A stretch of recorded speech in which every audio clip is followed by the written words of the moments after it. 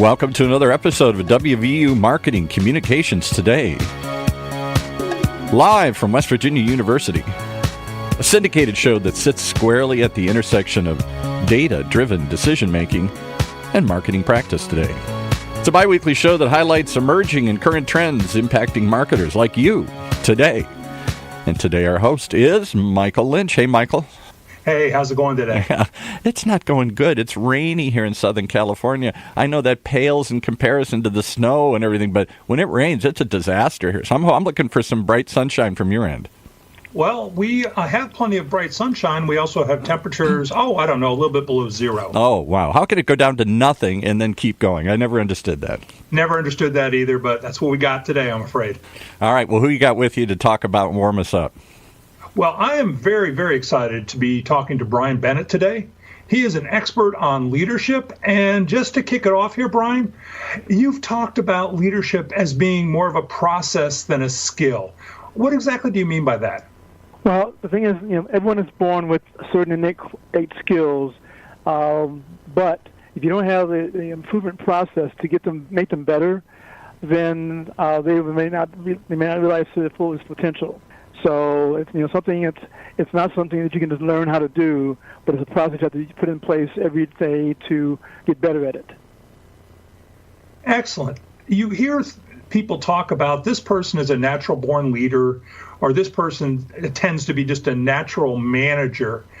Do you really think there is such a thing as a natural leader or a natural manager? And is there any skill set that is absolutely necessary to be a great leader? Well, I think that leaders are born and made. You can look back to kids all the way back to the kindergarten and first grade level, and you'll see that natural leadership is identified early on in children. The teachers, I talk to a lot of the teachers on these levels, and they can identify people who have a natural leadership skill because that's the person the kids all follow and flock to. And what's one of the first games kids learn how to play is follow the leader. And you know who the leader is?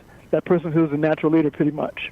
So it does happen. A lot of it is natural, but you can still become better at it, but with additional training. You take those skills you already have, take those abilities you already have, and refine them and get better at them so that you can be the best leader you can possibly be. Do you see a difference, though, between being a great leader and being a great manager? Yes, there is, because a great leader, I call them exceptional leaders. Those are the ones who direct and inspire people to go, all out for them.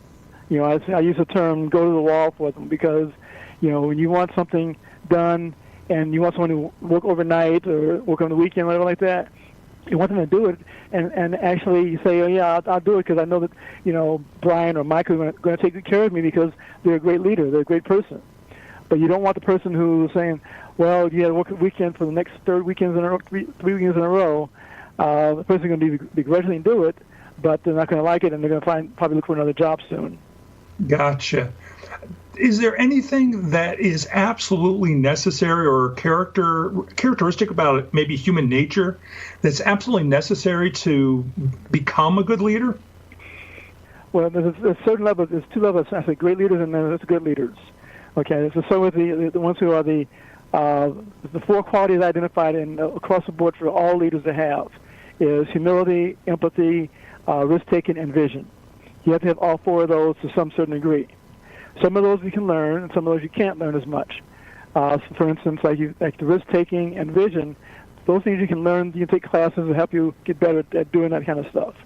But when it comes down to humility and empathy, those are things you have to be more authentic at.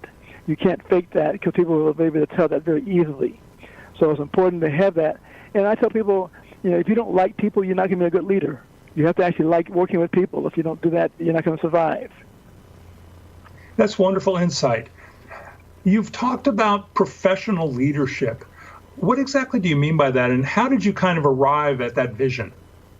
Well, professional leadership is, I coined that phrase based on the process that professional athletes use in their training. No matter how good they are, they still continue to practice and improve every day. And I believe leaders need to do the same thing. So many times you talk to people and say, I've learned this leadership, I've learned how to do all this stuff, and they don't keep working at it. But it's a continuous process. You cannot just, rest on your laurels and expect to continue to be a great leader, because things change, business cycles change. Think about back in the day when the autocratic leader was in vogue. You have the Ralph Cramdens and the Archie Bunkers, whatever. They just did whatever they wanted to do, and they weren't really leaders, but they were an example of how the people who used to act back in the day. Now, if you don't work with your people and work and develop them and inspire them, then you're not going to be very successful. So, like I said, based off the professional athletes, look at athletes like a Michael Jordan. For instance, I grew up in Chicago. I live in California now, but I still think about Michael Jordan all the time, because people think about Michael Jordan as a person who could jump on the free throw line and dunk the basketball. That's the main thing people think about, and you see his shoes. That's the symbol they use on there. But if you follow Michael Jordan's career, over time he had to change his game around, because he knew that he could not keep doing that. He was taking too much of a physical beating. So he turned around and developed this what I call it, this nasty fadeaway jump shot that he could take from the side of the key, and it was unstoppable. And he also developed a three-point shot. He didn't, from the three-point line, and he just didn't look at one morning and say, you know what, I'm going to try this shot in a game. No, I'll bet you he practiced that over and over again until he got better at it and was able to implement it on a regular basis, because he was not missing those shots very often. Yeah, Bryan, what I'm hearing from you, and I've got to agree, is that no matter how good you are at something, you do need to continue to focus on improvement and focus on getting better. And that being said, you've put together a leadership program. Can you tell us just a little bit about it and how maybe it's a little different than other programs out there? Sure. Well, I'd like my leadership program, like I said, it talks about a process to be refined and not a skill to be learned. What most people tend to do is they take courses trying to learn certain leadership skills when, in fact, they may not be able to take advantage of it to their fullest. And they may like to discipline. We all know people who could sing better or perform better or play a sport better than some of these professionals out there, but they just didn't have the discipline and the process to get better. So what's important about my program is it's personalized to the individual. I can't lead like you. You can't lead like me. So you have to know who you are as a person and as a leader, and say, okay, I can do that. I can use that and use that in my leadership process and my style. We're all different. We have to embrace those differences and use that to your advantage. What do you think are the biggest mistakes, though, that you think people make when they're trying to become better leaders? Well, the biggest mistake people make is that they think they can go to a bunch of classes and just become a better leader. The problem with taking classes is, once you walk out the door, you never hear from the people who taught the class again. They don't know if you've implemented the things they taught you well. They don't know if you have developed it, and if they have any questions about it, and so forth. So what we do in our program is we start with the class, but before the class we do some assessments. We start with a personality assessment, leadership assessment. We take that, and then we teach them the assessing process in the class, and we walk through putting together a leadership vision from that. So this is who you are. Now use that to your advantage to become a better leader. So you take that and say, okay, this is what our leadership is like. This is what I'm going to do. Now you have a vision. Now how are you going to implement that? Then we're walking through several steps to do implementation of that through some of the tools that we've implemented for our classes, and then we go through reflecting and the processing. So in our 12-month program, we have the course, then we have follow-up coaching, follow-up leadership assessments, impact, and then we also have additional readings. Because as I mentioned before, people have to continue to learn and get better at being a leader. And there's always new things you can learn and read out there about leadership. Some of it is most of it is very good. For my classes, what I do is I clip most of these articles and I post them online for them to read them, so that they can learn some of the new stuff out there, the new concepts out there, and so they can get better at that. Now, I know you've interviewed a lot of people to kind of develop this vision. Can you tell us a little bit about some of the people you've interviewed and maybe some of the things that they have in common that you might think really qualify them to be considered great leaders?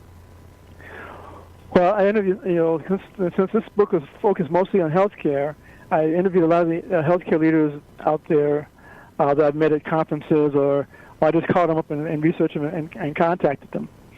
Some of the people who I thought were very interesting was Dr. Toby Cosgrove. He was the former CEO of the Cleveland Clinic. He just stepped down in December. And I think of him as a model in humility.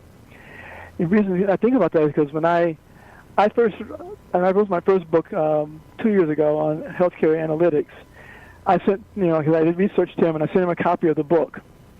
And of all the healthcare leaders I sent copies of the book to, he was the only one that sent me a personal letter back and said, "Bryan, thank you for the book. Hope you do well with it, and call me if you need anything else from me." So I said, "I'm writing a leadership book. I need to call Dr. Cosgrove." So I sent him a note. 2 days later, I got a call from his admin saying, "Dr. Cosgrove would like to schedule an appointment with you to interview for your book." 2 days later, some of these leaders, it took me 2 weeks and months to get done on their schedule. So he called me 2 days later, got on the schedule, we talked, and one of the most surprising things he said to me was, "Bryan, I didn't make this job. The job made me." He wasn't even taking credit for all the things he'd done at the Cleveland Clinic. And if you look at their history over 25 years, before he started there, they were basically, not a whole lot. But he got there and grew the organization, and the things he does there is very innovative, and people really love him. I got to know him and some of the people who work for him, and I could be talking on the phone with some of them. And when he comes to the department to do their town hall meeting or whatever they call it, these people, they just basically hang up the phone on me and run to hear his meeting because they want to hear what he has to say. That's the kind of leader he is. He directs and inspires people to work for him. I also talked to Dr. Laura Faries, who's from New York Presbyterian. I really enjoyed talking to her. She was, it's funny how I met her because I was at a conference listening to another speaker, and she was sitting right next to me, and we just started talking. And I found out, I didn't know who she was. I didn't know what her position was. And I just started. I was writing a book on leadership, and she said, "Oh, this is what I do, and can I and let me know if you need any help." So I called her up, and we had a nice chat. And she was really good about meeting. But I think that the thing that stands out to her for me is the fact that she was also a great on mentorship. She mentors people in her organization. She is big on having a mentor inside her organization who help her see things that she may not see, and she has outside mentors too to help her a long time career. Nancy Slipting she was a CEO at Henry Ford Health System, and her thing I liked about her was she was really good on reflection. She would wake up at 5 o'clock every morning to go over her plan for her day, look over her meeting schedule, and say, okay, this is going to be a difficult challenge, difficult meeting. I need to prepare for that. And she walks through scenarios in her head, which is something I like doing myself too. Is when I normally have a difficult conversation with someone, I want to talk, work things out and try to prepare for the different options that may come out of the meeting. So she was impressed with me with that. But I also interviewed people who are outside of healthcare too, like Larry Quinlan, who's the global CIO of Deloitte. I talked to him about some of the things he does there, and he's real big on some of the on assessing and knowing who people are and helping to grow his people. A couple of Super Bowl champions, athletes I've had them meet over the years, PGA golf pro, other business people I went to school with from Northwestern. So, it was very good. But, one thing I found I learned from talking to them on a regular basis over these few months I was writing the book, is they all pay very close attention to how they lead. It's not something you just walk in the door and say, "I'm here now. I'm the president. I'm the CEO. I'm the COO. Whatever." They focused on how they lead to make sure that they were doing the right thing for the people who work with them and the people who work for them. The only challenge I found from them when I talked to them was not everyone was like Nancy. Most of them did not spend as much time on reflection as they should have. A lot of times I get a response like we do it once a month or once a year or something like that. But reflection has to be done, something that's done on a daily or at the worst case, weekly basis. Well, Bryan, that sounds absolutely fascinating. It sounds to me like what you're saying is that a key quality of a leader is that they've really got to care about their team. We're going to take a little break now, but when we come back, I want to talk about your process and exactly how it works and how the people that are listening to the podcast today can not only grow from the process, but maybe even take advantage or learn more about it. Okay, sounds good. And just a quick break to let you digest all that and remind you that West Virginia University's online data marketing communications program is the first graduate program of its kind. It really is a unique program here, focusing on strategic, critical problem solving and informed decision making. The data marketing communications program prepares you for your career by learning these innovative tactics from a whole host of award-winning faculty, like today's host. So if you want to learn more, it's pretty simple. Do what I do. Go to DMC for Data Marketing Communications, dmc.wvu for West Virginia University, dmc.wvu.edu. Bunch of letters that'll take you to the best program around. Okay, I'm always stumbling over the multiple letters there, the alphabet soup in this thing, but it really is pretty simple. So welcome back. Thanks. Yeah. Again, Bryan Bennett is my guest today, and this is Michael Lynch. And both Bryan and myself are both members of the faculty at West Virginia University. Also, Bryan has a background at Northwestern University and actually is a graduate of Northwestern University. Bryan, can you kind of walk us through each step of your professional leadership process and maybe outline some of the steps that people might try to skip or get around or cheat on when they're trying to improve their leadership skills? They wouldn't do that, would they? No, who would want to try to take easy way out or try to take shortcuts? Right. That's right. Okay. There's 5 steps to the professional leadership process. The first step is called assessing, then visioning, living, reflecting, and coaching. Assessing is the first step, and that's probably the most important of all the 5 steps, because that's when you learn who you are as a person, learn who you are as a leader, and also you need to assess the environment you're leading in. And what I mean by that is, I have a model for environmental evaluation, which says the leader, followers, and the environment. And so you have to figure out which kind of situation you're leading. And if your followers are a lot stronger than you are, or your environment is very challenging, you have to change your leadership approach to even out even level with them. Sorry about that. But there's also, you have to look at assessing your who you are as a leader. We use a proprietary leadership impact tool that assesses their practice of leadership and the process of leadership, and it helps them to understand where they are. We track that over time in our program to see how they're improving. And just by implementing our program, people typically just improve on that. If we take all that information and we say, okay, now let's build a leadership vision. Who are you going to be as a leader? Information, like for me, when I put together this, I looked at myself and I said, I call myself an empathetic leader. I use empathy as one of my tools that I use a lot to understand people I'm working with, get to have a relationship with them so that they will go over and above what I need them to do to be successful. And then the next step is living it. How to put that in the process? What do you do every day to make that work for you? There's several things, the tools we come up with, and we can go into that a little bit more later. But you have a leadership vision, you live that every day. Then the next step is reflecting. How did I do? Did I implement this right? How did my outcomes work? Did I get the outcomes I desired, or did I not get the outcomes I desired, and so forth? Then the last step in the process is the coaching. You have to have someone giving you some feedback, whether someone who works within the same organization with you or someone outside. And the difference between coaching and mentoring. You need coaching works on like a day-to-day level. How you're doing on every day. Whereas a mentor is looking at your long-term career.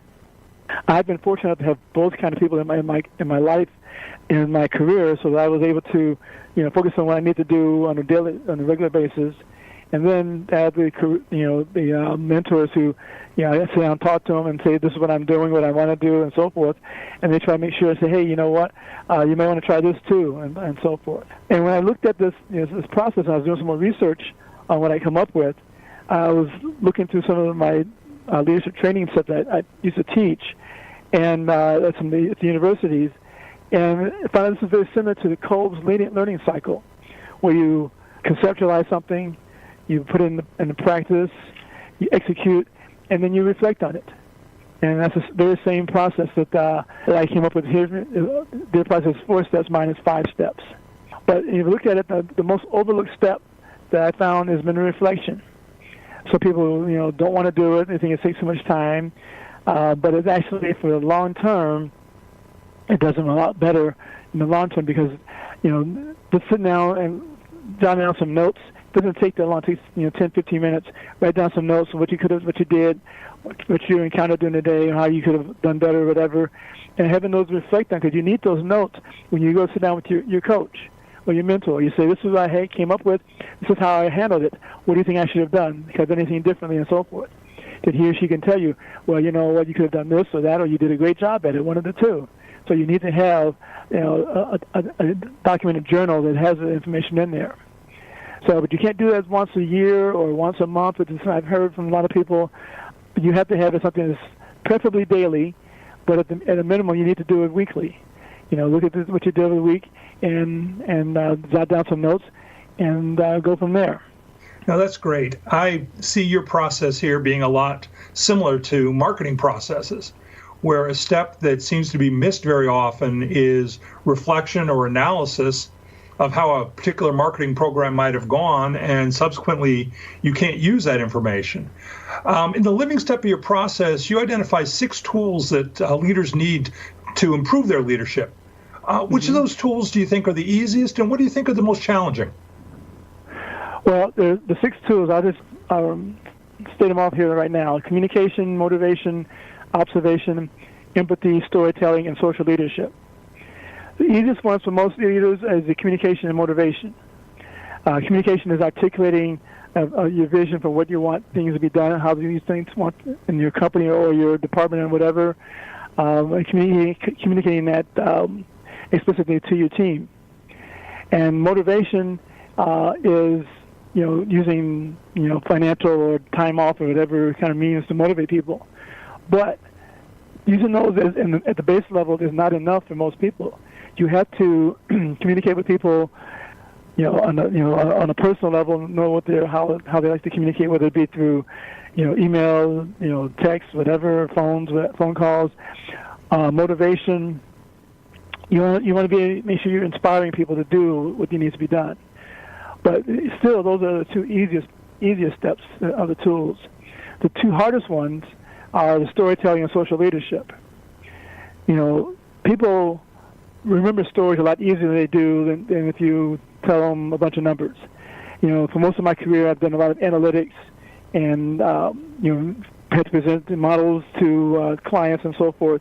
And when I can tell them what the numbers mean, what they actually means to them as a customer, as to their customers, then they can relate to say, oh, this is what I can do with that, as opposed to just citing off a bunch of numbers. So storytelling becomes very important. It's becoming more and more important nowadays, where you can sit there and tell people about things so they remember it a lot easier. But the other one is a social leadership, and that's kind of new for most people, and a lot of people have an aversion to it.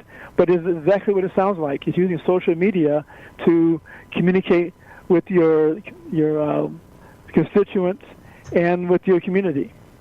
So you may use Twitter, LinkedIn, Instagram, whatever, to communicate with your people by sending out notes and stuff like that. But it's important that when you're using that, you have to not just retweet something or just something generic. It has to be something that you're in that. As a leader, you want to be involved in that. So that process. So I have the person who wrote the foreword for my book, Chris Van Gorder from Scripps Health in San Diego. I met him online, and I followed him online for a long time, and I watched how his social media skills were. And what he would do is he'd talk about things he was doing in the community, things that people in his hospital were doing. You know, when they had the fires out here last summer, he was out there at the fire site with his EMTs, helping them get the job done. So that's a social leader. It's not just that's great, Bryan. We're getting ready to wrap it up now. Okay. Could you tell everybody how they can get in touch with you, how they can find out more about your program, and the name of some of the books you've published? First book I published was Competing on Healthcare Analytics. You can find that on Amazon, or you can find that on my company site, Healthcare Center of Excellence. It's healthcarecoe.org. The second book I did was Prescribing Leadership in Healthcare, and that's also on Amazon and on our website, healthcarecoe.org. I'm writing a third book on leadership called The Path to Professional Leadership. And if you want to get in touch with me, you can go to the website, send a note there, or contact me at brian@healthcarecoe.org. Well, again, I want to thank Bryan Bennett today. I have learned a lot about this and cannot wait to put some of these steps to use myself. Again, thank you very much, and we're going to turn it back to the studio. You've been listening to another episode of WVU Marketing Communications Today, right here on the Funnel Radio channel for at-work listeners like you.